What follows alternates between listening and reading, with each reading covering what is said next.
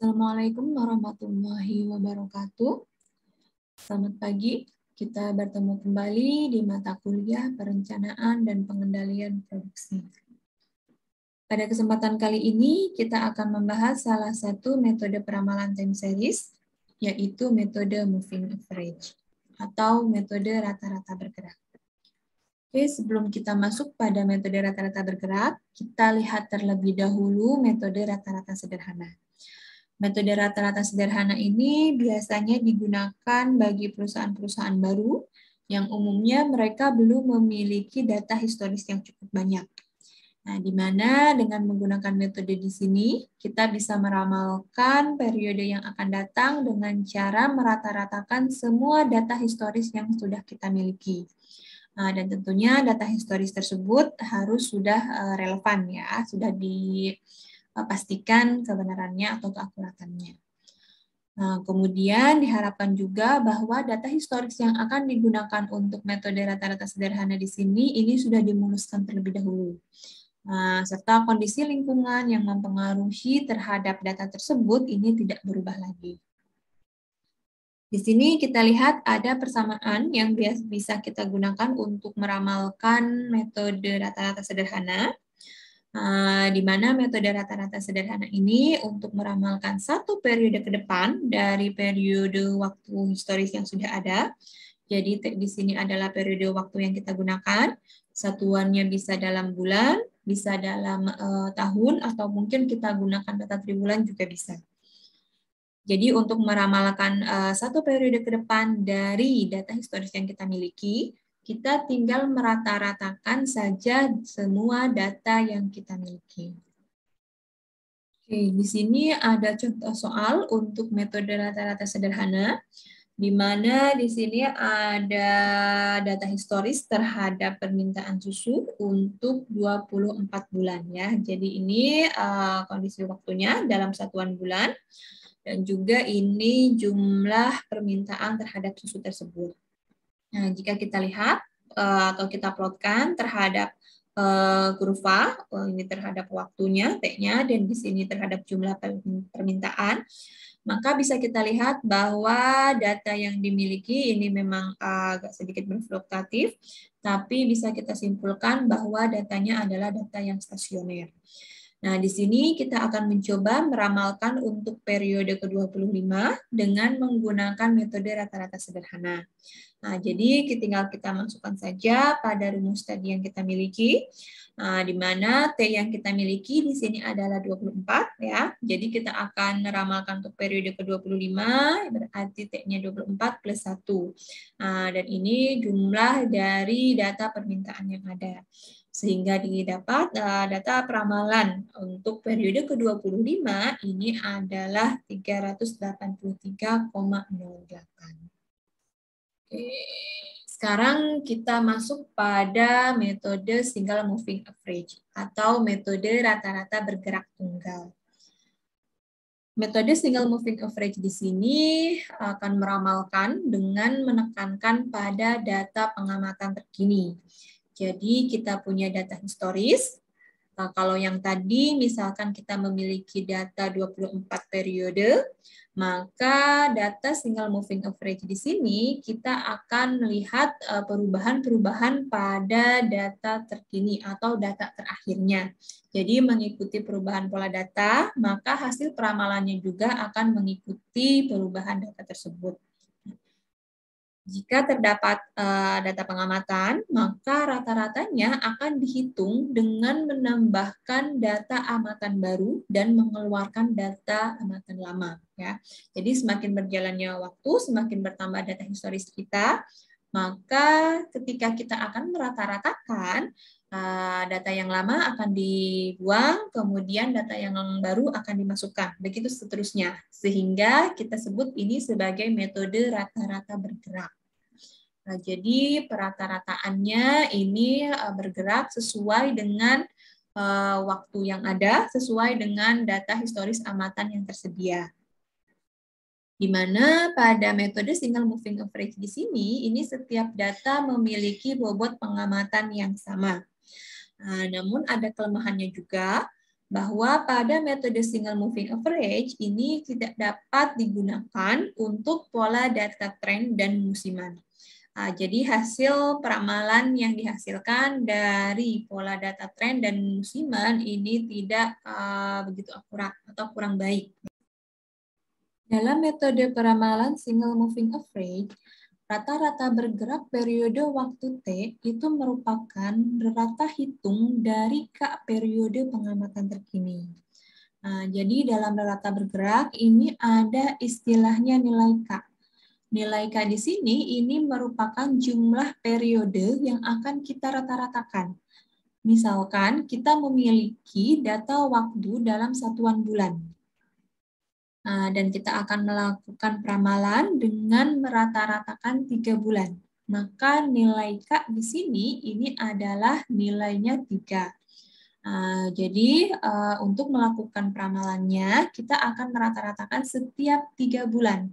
Dan secara bergerak, jadi ketika ada data baru atau data pengamatan baru, maka data pengamatan yang lama akan kita buang, kemudian kita masukkan data pengamatan baru yang setiap 3 bulan itu akan kita rata-ratakan.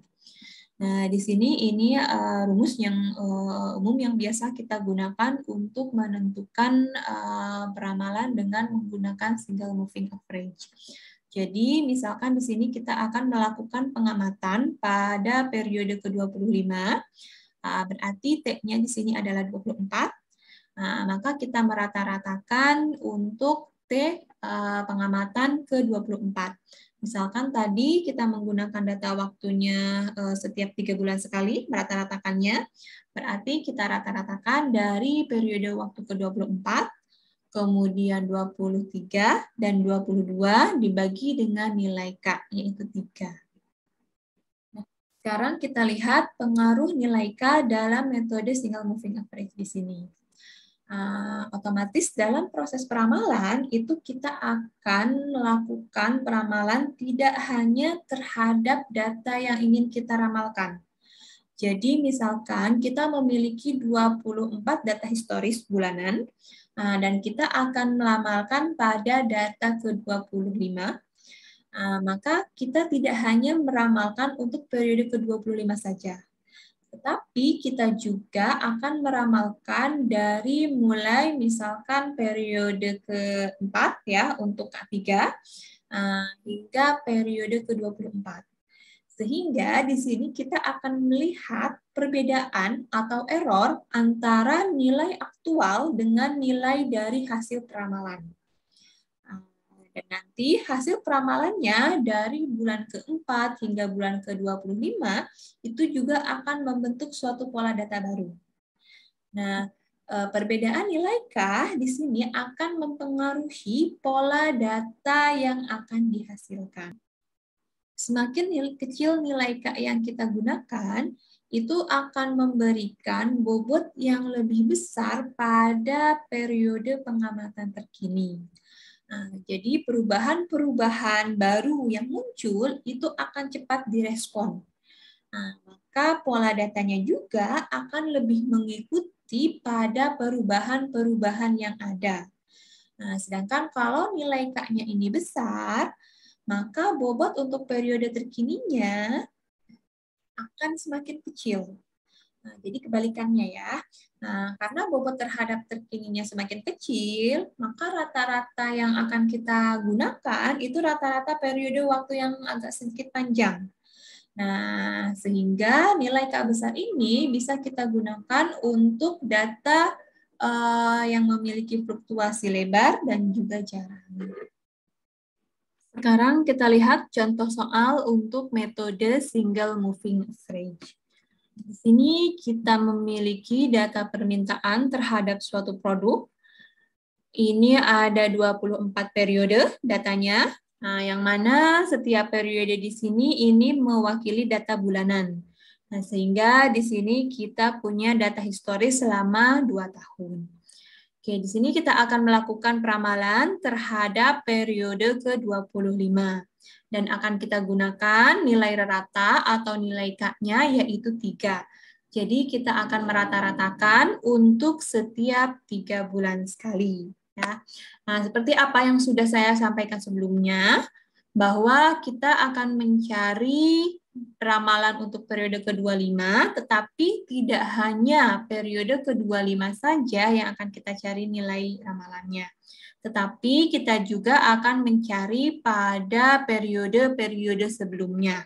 Sehingga nanti akan kita dapatkan galat atau nilai error antara nilai aktual dan juga nilai fair testingnya. Nah, nilai error di sini yang akan mempengaruhi kita dalam pengambilan keputusan, baik itu metode mana yang akan kita pilih, ataupun juga rataan berapa yang akan kita gunakan dalam melakukan peramalan di sini. Sebagai contoh, di sini kita akan mencari nilai untuk peramalan pada periode keempat. Ya. Jadi ini kalau untuk peramalan periode keempat, nah, berarti kita menggunakan rata dari 3 periode sebelumnya. Ini kita akan mencari 4 peramalan untuk periode keempat, berarti T di sini adalah 3. Ya. Berarti kita gunakan 3 periode waktu sebelumnya. Nah, jadi di sini kita tinggal menjumlahkan atau merata-ratakan nilai dari periode ketiga, kedua, dan juga ke-1 dibagi dengan nilai K3, sehingga kita dapatkan nilai peramalan untuk periode keempat itu sebesar 301. Nilai peramalan ini akan kita hitung seterusnya hingga kita dapatkan peramalan untuk periode ke-25. Nah, namun karena di sini merupakan rata bergerak, jadi kita merata-ratakannya bergerak maju. Kalau tadi kita akan menghitung peramalan untuk periode keempat dengan merata-ratakan periode pertama hingga periode ketiga, maka di sini untuk nilai peramalan periode kelima, kita akan merata-ratakan nilai dari periode kedua hingga periode keempat. Nah, begitu juga untuk nilai peramalan periode ke-6 dan seterusnya, maka kita akan merata-ratakan 3 periode sebelumnya, ya, sesuai dengan rumus yang ada di sini. Nah, sehingga nanti di akhir, di sini kita akan mendapatkan berapa nilai peramalan untuk periode ke-25 di sini.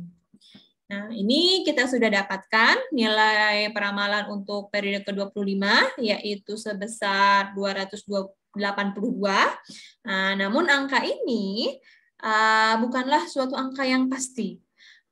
Karena ini dalam konsep peramalan itu ada yang istilahnya nilai akurasi.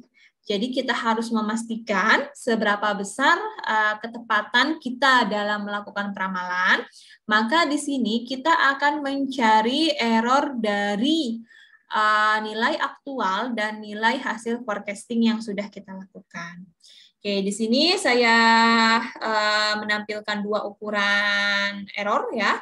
Ada yang errornya, jadi di sini kolom di sini merupakan selisih antara nilai aktual dengan nilai hasil peramalannya. Dan di sini ini merupakan nilai absolute percentage errornya, yang mana nanti kita akan mencari nilai mean absolute percentage error. Dan nilai mean absolute percentage error di sini ini merupakan salah satu parameter yang sering digunakan untuk melihat keakuratan atau tingkat akurasi dari peramalan yang kita lakukan. Nah, di sini dengan metode peramalan moving average sebanyak rata 3. Nah, ini kita dapat untuk hasil peramalannya yaitu 282, dan untuk nilai akurasinya atau nilai error kesalahan yang terjadinya ini sebesar 0,07. Nah, sekarang kita lihat terhadap bagaimana pola data yang dihasilkan. Kalau kita lihat di sini, ini yang berwarna orange ya, ini merupakan grafik plot dari nilai aktual ya. Ini nilai aktual yang kita miliki, dan kalau kita lihat memang datanya berfluktuatif, tetapi dia membentuk pola data yang stasioner. Jadi masih cocok digunakan untuk metode single moving average. Nah, sekarang kita lihat, ini untuk yang berwarna biru di sini, ini merupakan kurva untuk peramalan yang sudah kita lakukan dengan rata 3 periode. ya. Ini kita lihat bahwa kurva di sini ini cenderung mengikuti kurva aslinya, walaupun dia tidak sama ya. Nah, karena tadi juga sudah kita lihat bahwa dia akan mengikuti pola perubahan dari pola data aslinya. Sekarang kita lihat contoh soal berikutnya. Di sini kita akan melihat pengaruh dari nilai K terhadap hasil peramalan yang dihasilkan. Oke, masih dengan data yang sama pada contoh yang sebelumnya, yang mana ini untuk contoh yang sebelumnya kita sudah melakukan peramalan dengan menggunakan rata 3 periode.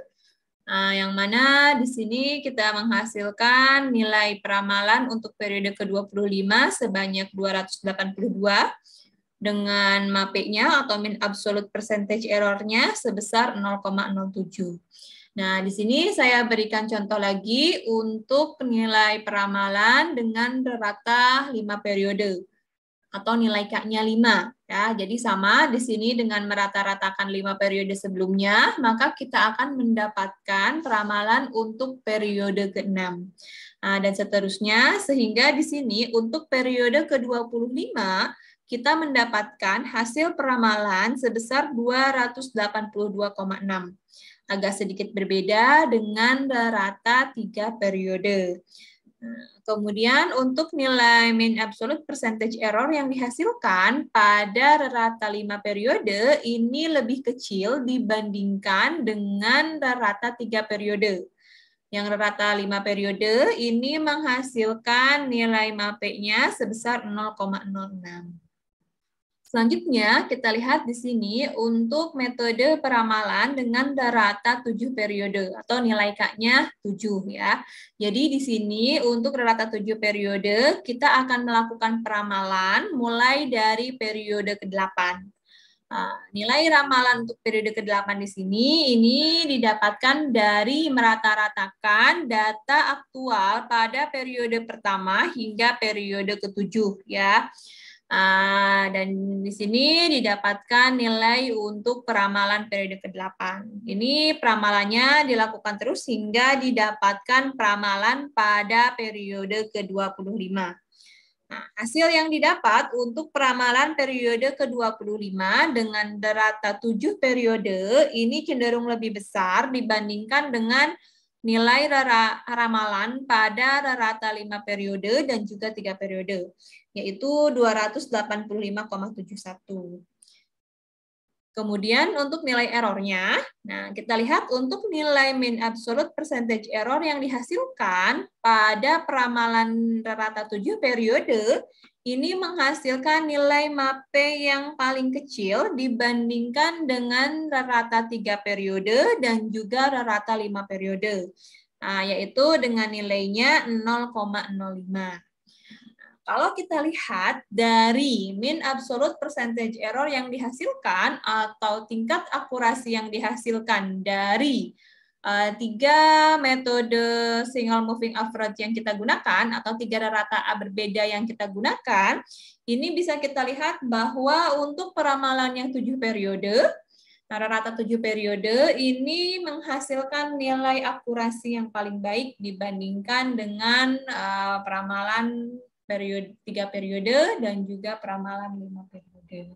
Sekarang kita lihat pengaruh nilai K tadi terhadap kurva yang dihasilkan. Oke, ini grafiknya masih grafik yang sama dengan data yang sebelumnya juga, di mana ini grafik yang berwarna orange di sini ini menunjukkan data aktual ya, jadi data yang kita miliki selama 24 periode.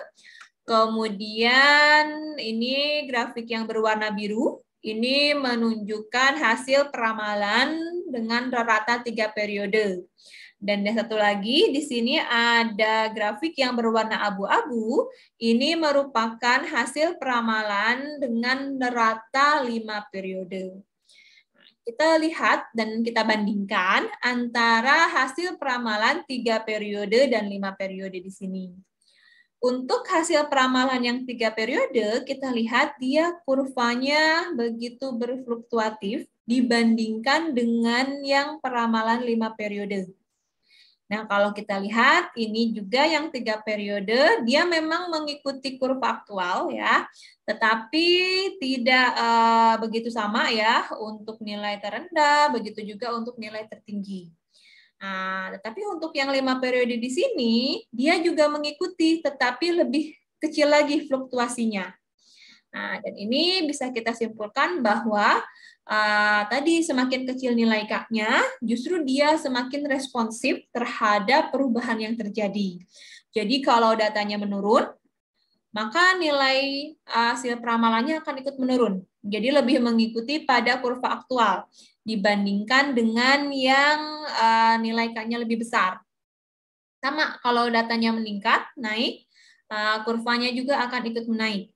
Jadi untuk nilai yang kecil, dia cenderung mengikuti perubahan data aktual.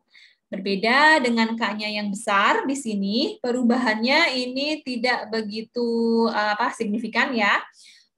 Atau nilai K-nya di sini, dia cenderung lebih distabilkan fluktuasinya.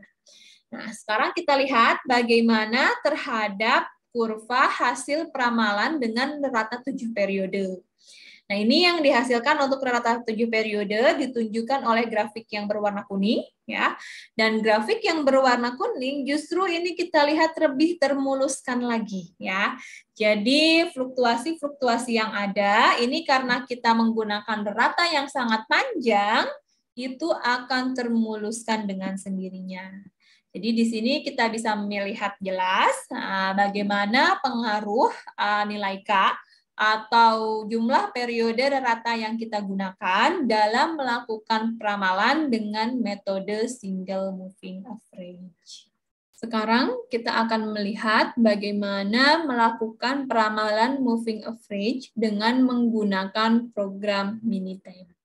Sebagai latihan dan contoh soal, ini kita akan belajar menggunakan program Minitab untuk melakukan peramalan moving average.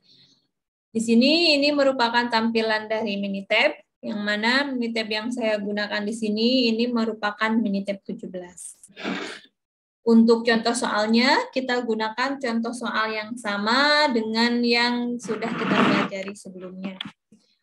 Oke, ini kita akan memasukkan data. Jadi di sini ini merupakan worksheet dari program Minitab, yang mana 1, 2, 3 di sini ini bisa kita ibaratkan sebagai periode waktunya, dan kita bisa memasukkan data time series yang kita miliki di sini pada setiap kolom yang ada, dari mulai C1 dan seterusnya.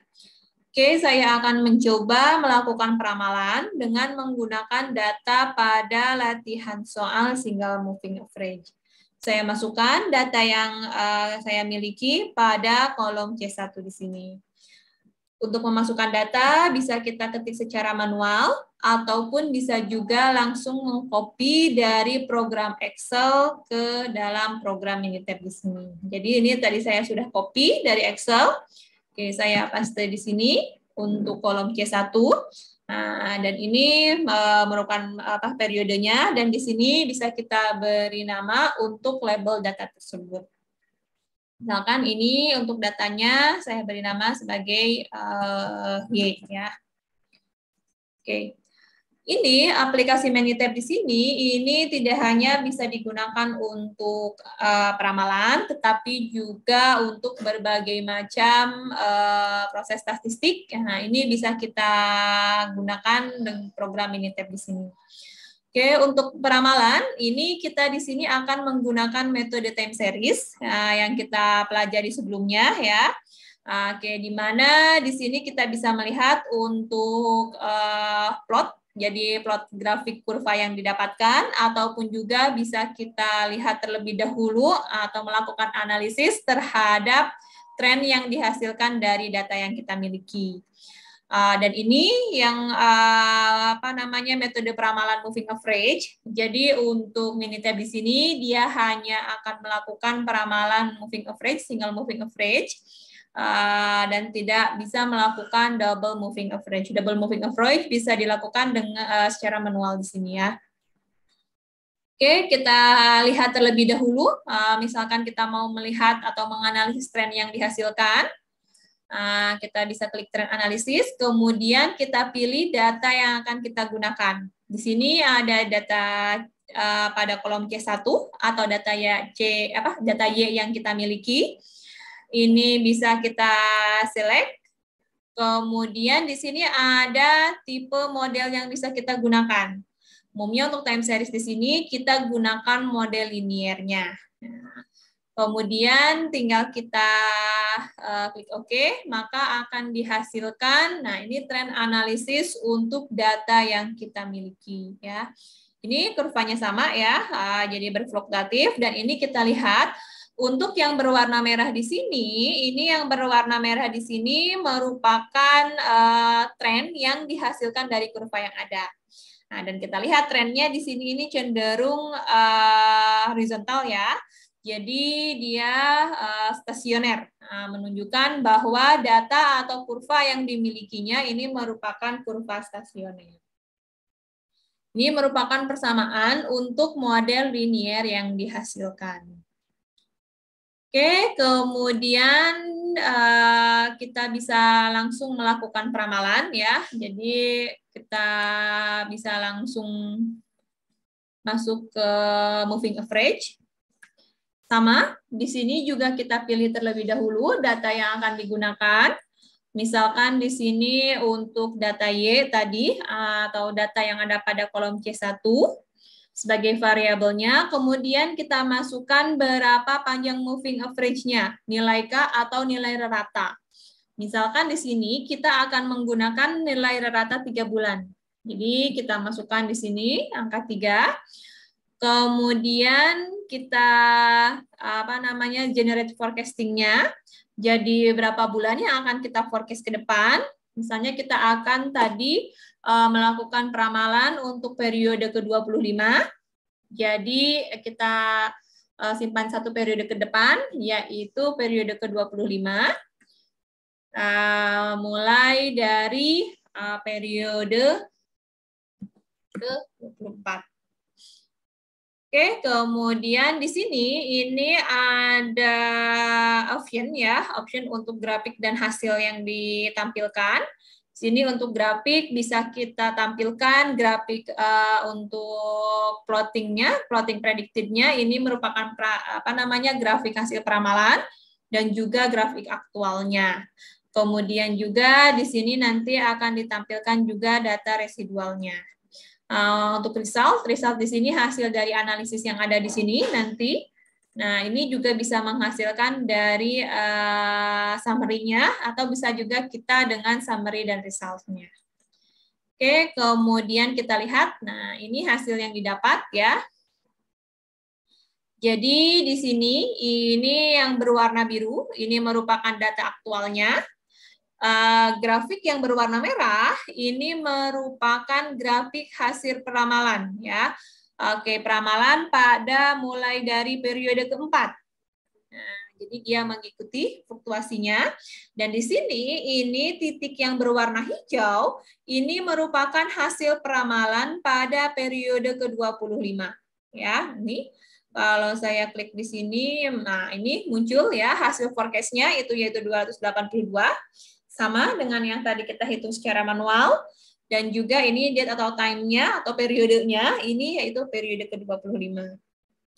Kemudian kita lihat di sini, kalau kita lihat untuk hasil dari peramalannya tadi, nah ini ditampilkan di sini ya, ini waktunya, periodenya, kemudian ini nilai, Oke, ini untuk moving average-nya ya, kemudian untuk panjangnya 3, ini hasil dari akurasi yang didapatkan, kemudian ini nilainya, ini moving average-nya, kemudian ini hasil peramalannya ya, hasil peramalan sampai periode ke-24, dan di sini ini adalah nilai error-nya. Untuk hasil forecasting-nya pada periode ke-25 ya, ini hasil forecasting-nya 282 dengan nilai minimum yang mungkin ini adalah 240,34 dan nilai maksimum yang mungkin ini adalah 323,66. Sampai di sini pertemuan kita kali ini. Kita akan bertemu kembali di pertemuan berikutnya untuk membahas metode lain dari ramalan moving average. Terima kasih. Assalamualaikum warahmatullahi wabarakatuh.